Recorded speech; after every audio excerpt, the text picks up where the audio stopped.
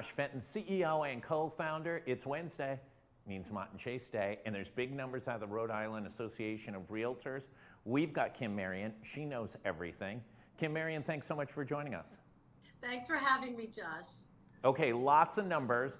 I'll try and remember them as best I can. Median single-family home is down just a tad to 405,000.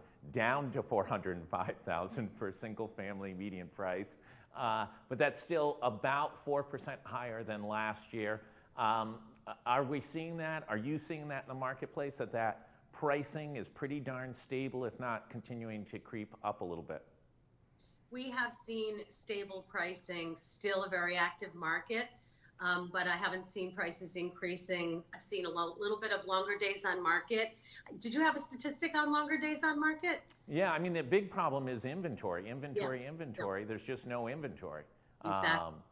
And so, you know, you guys sold a house 2 doors down from us up on Arlington. It went on the market maybe about 45 days ago, and I thought, oh, this will be an interesting bellwether.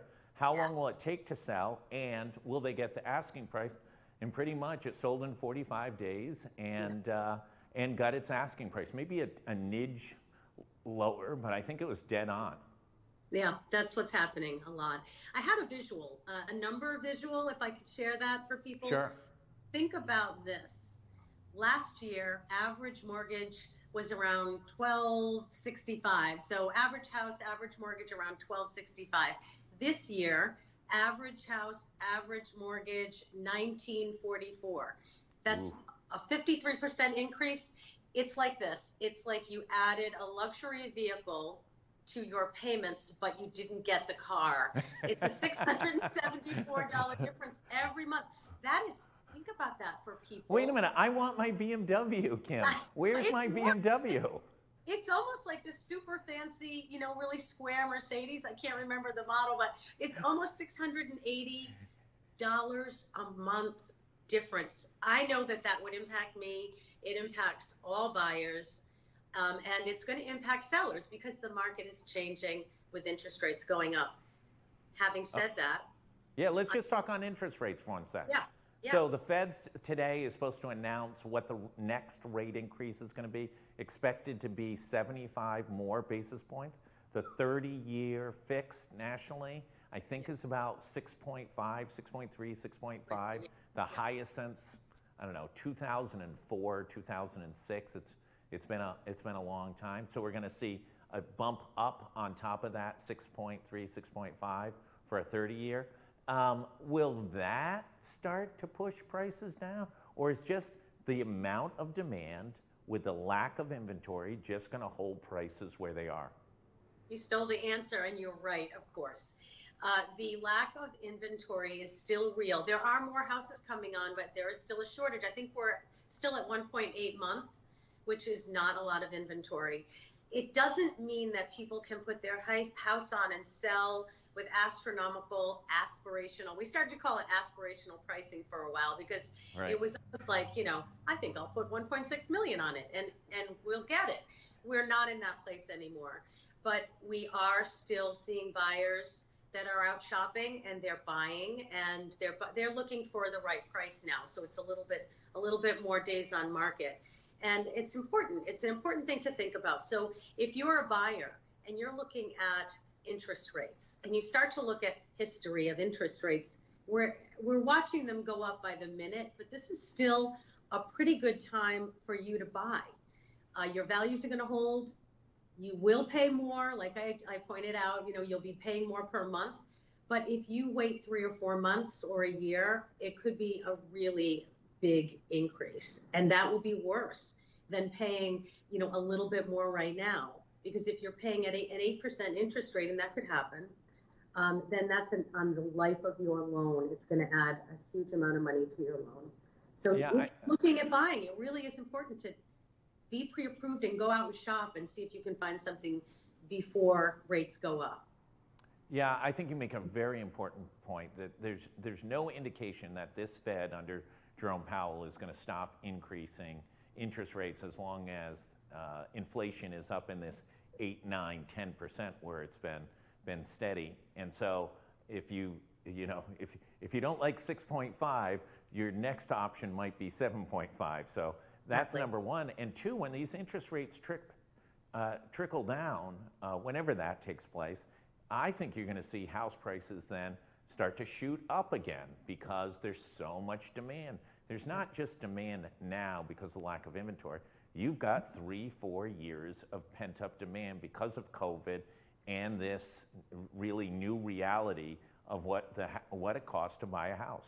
Right? And sellers still ask me, where am I going to go? I want to sell my house. I think I could still get really good money for it. And I agree with them. You really can still get a great profit on your property. Where am I going to go? And I tell them the same thing that I'm going to tell you. And we've talked about it before.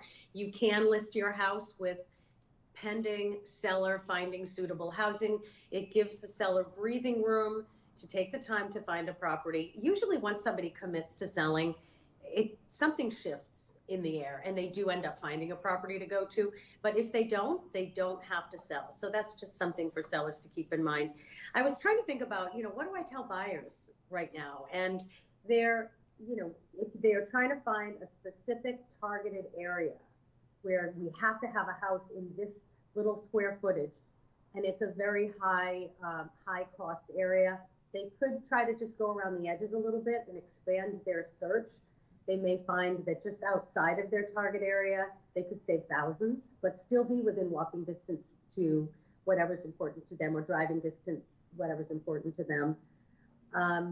Maybe they could explore some different loan options. People think 30-year fixed mortgage, 20% down. Those are the rules. They really aren't the rules.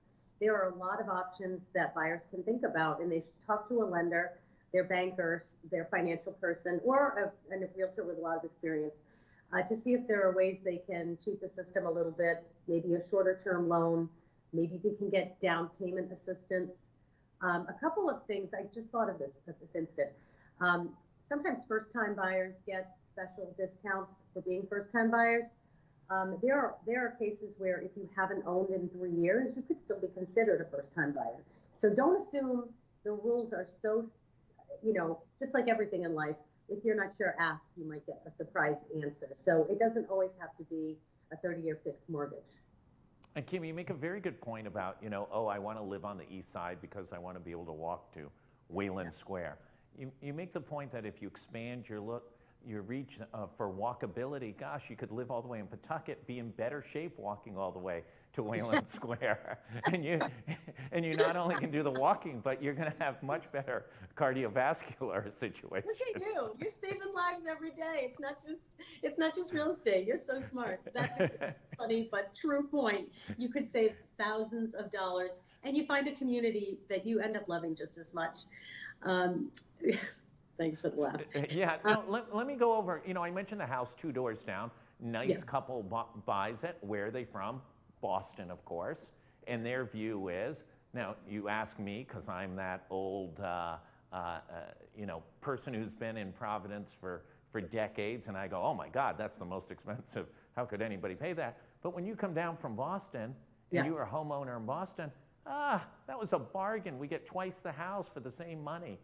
It is a new reality in which it's not Rhode Islanders competing for houses down here. It's a lot of people from Boston, New York, California, Texas, etc., that are now coming into the market because they want to be in Providence, they can commute out of Providence, they can telecommute, etc., or they don't want to live in Texas with sort of the ideology of politics that are now emerging there. And in California, they're afraid of water shortages or other natural complications because of global warming, etc. So, how is this affecting? You guys are part of a national group, so obviously you get a lot of feeders into. Yeah, talk a little bit about that. So, for the Rhode Islanders here, they need to understand that they're competing against people from all over. That's right. Right, you make a great case. And Rhode Island is an amazing little state for all the reasons you just mentioned, but you can live here, you can work from home, you can be walking. Providence is so much fun. You can be in South County, You can have your office with a view of a pond or the beach or the woods. You can hike, you jump on the train, and you're to Boston faster than if you live in Boston. Yeah. A lot of times, Boston traffic, you can jump on the train here and be in Boston 45, 50 minutes, and you can do work on the train if you have to go in at all. I have read that office use is back up in the 46, 48%. So a lot of people are going back to the office, but I think remote work is really here to stay. And if you had to pick a place to live, Rhode Island has so many pluses, and you are competing. I see with sellers, I see offers being accepted from a lot of Boston, a lot of Massachusetts, a lot of Connecticut, definitely California, even Carolinas a little bit, which is surprising because they have such great weather and a lot to offer too.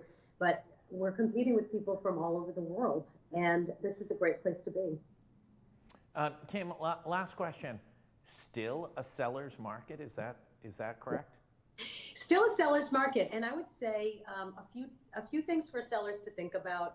One is it is becoming more competitive, even though it's a seller's market, and we are going to almost certainly turn a good profit for you. It really matters that you stage, that your house is all cleaned up and ready to go. And now it's a different market for pricing. Really work with an agent and listen to your agent for pricing, because if you're too high, you almost certainly are going to end up in a price reduction. Even though it's competitive, if you're too high, buyers are tired, and now they're competing in a different way because their interest rate is much higher, unless they're a cash buyer, which is happening, but the majority of people are getting a mortgage. So the house has to appraise. Think about that. If you price it so high and you get your price and it's this crazy high price and you feel super excited for a few weeks, and then the appraiser comes and he says, or she says, or they say, I'm sorry, the house is appraising 20,000 under. It's a different time now. People aren't really pulling cash out to pay for that appraisal gap. So please price really well. And the days of a realtor coming in and taking photos of your home with their cell phone because they know it's going to sell super fast, those days should never have happened. But really have someone come to your house and treat your house with respect, price it right. If you can stage it so that it's very, the curb appeal, really ready to go, that is starting to matter more than it did 6 months ago. So to think about all of the marketing, the whole package, and the pricing is super important. We're in a competitive market, but it's different market. Yeah, absolutely. Listen, Kim, Marion, as always, thank you so much. Thank Your you. insights are wonderfully helpful. You always are the straightest of straight shooters, so always appreciate hearing from you. For everybody else, stay tuned. There is a tremendous amount of news today. We'll have updates throughout. Be another e-blast going out. There's press conference by gubernatorial candidates. There's press conferences in the congressional race. Providence Police are having another press conference today. There was just an incident at the courthouse. The Department of Health just identified who passed away in that house in Woonsocket. You can check it all out on GoLocal. Stay safe, stay healthy. By the way, if you haven't gotten a booster, the new boosters are out. Get it, and you'll enjoy the fall all the more. Thanks, everybody.